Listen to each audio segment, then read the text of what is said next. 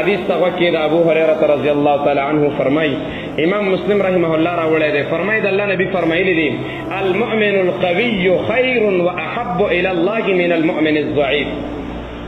قوي مضبوط مؤمن انسان نارینه او که زنانه د په الله رب العالمین باندې دغه کمزوري مؤمن نه ډېر خوښ او ګران دی.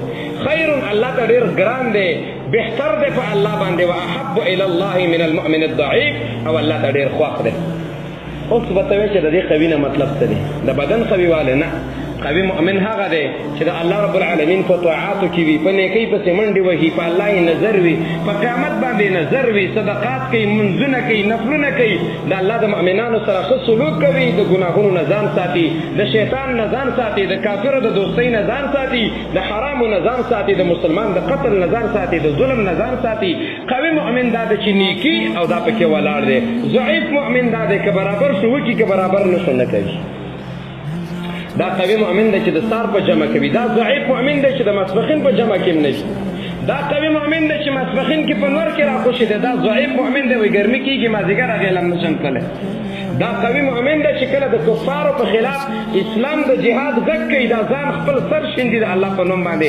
دا ضعیف مؤمن دی. مړه وایي څه پیسې میسې به ولیږو، نور صدقات به وکړو، خو لا ورتللی نه شي چې چېرته زخمي او مړ نه شي.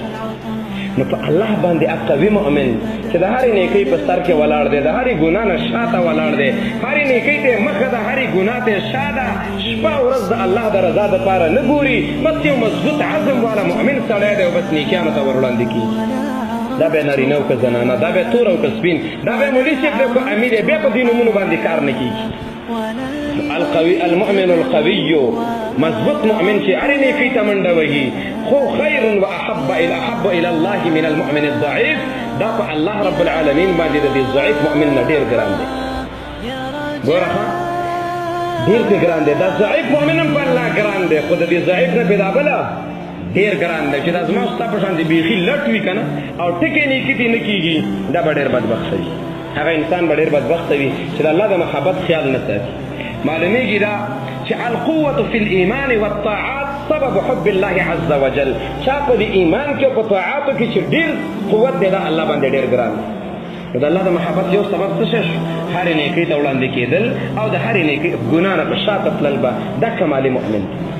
لکه تاسو ګورئ که یو سړی منزله راځي 4 رکعته یې ګیر کړي، بل 3 ګیر کړي، بل نه بله که لاړ وشو که ونه شو، خو دا بل راغلی او اذان ته ولاړ دی، په پابندۍ ولاړ دی، تحیت المسجد یې وکړل، تحیت الوضو یې وکړلو، تلاوت یې وکړلو، د الله نه بخښنه مو غوښتله، د الله نه دنیا مو غوښتله او آخرت یې مو غوښتلو.